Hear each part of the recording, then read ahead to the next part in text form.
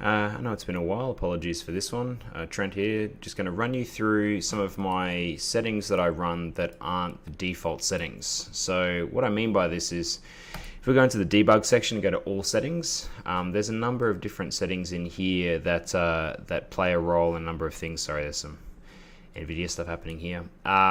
Basically, I'm just going to run you through the ones that I run. These are speed improvements, debugging improvements. They're things that might not be suitable for the average user, but for me, they add value. So I'm just going to walk you through them basically. In terms of, we'll start with the performance ones, and most of them are around turning on parallel processing. What that means is turning on the ability for the CPU on your machine to do more than one thing at a time. We have a few different things in here, key ones being in the design space and in the source path building and then the loading of the model and the generation of Hall profiles. Basically, these are the settings that we have not, the argument would be that we haven't tested them thoroughly enough to make them the default to turn on for true. Threading or making anything parallel is always a little bit tricky to make sure that it's stable and it gives you a good result. I've been running these for years. We catch the occasional issue with them. They're generally pretty good. It's one of those things, it's like Spry's are already pretty quick. If it's not an issue for you, you don't have to worry about it. But if you're looking to squeeze out some extra performance, these things can help a lot. In here we've got the parallelization issues. There's also, in terms of performance, there's a couple of other settings that I have on here.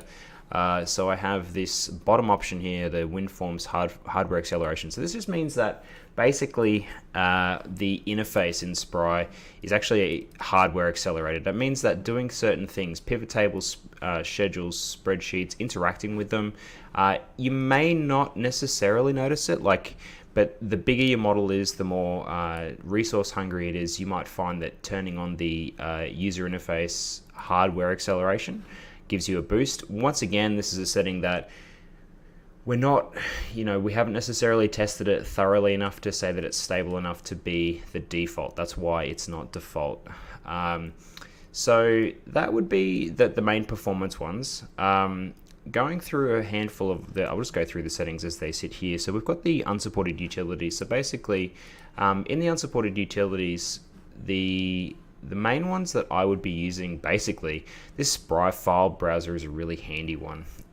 Even if you're not using any of the other utilities, this is really just a way of you being able to find your data quickly. So the application data folder, for example, takes you somewhere where you can make sure that you check your TeamViewer versions and things like that. So I'm just going to have my kids both coming to visit me at the same time. I'm making dinner. It'll be 5 minutes. Okay? I'm almost finished. Do you want to sit with me? Or my daughter with me for the last little bit. So coming back to these settings, yes? I'm talking. I know, I'm talking. Can some Cheerios? We're going to have pasta in a moment. And then you can have some Cheerios as well. Do you want to sit with me? Alright. So you need to wait. Okay? Okay. 2 minutes. Okay. So we've got the syntax editor font size here. So that just means anytime you open up anything that's got an editor, I'm a little bit more blind than your average. And I also wear glasses. So this just by default increases the size of the text a little bit. Now you can always hold the control button down on your keyboard and zoom around a little bit.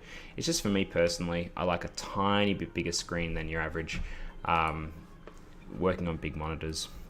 Skin layout mode compact, if you haven't seen this before, basically it just shrinks all the margins on everything. It means you can fit more on the screen at the same time. Really, really handy. Very, very like this, when you pressed for space, it helps you fit more on the screen at once. This UI show file name and title. Basically, you can already see it up here. It just means that I can always know which version of the model that I'm working on. So it's handy for me to know that. The ribbon home buttons mode. This is the new setting that means that I see all of the options at the same time rather than seeing a more button. I prefer that. Scripting exceptions. So these are to do with seeing more information when scripts fail. If we run a little bit further up, we've got the design XYZ axis location. So basically I always in my animation have a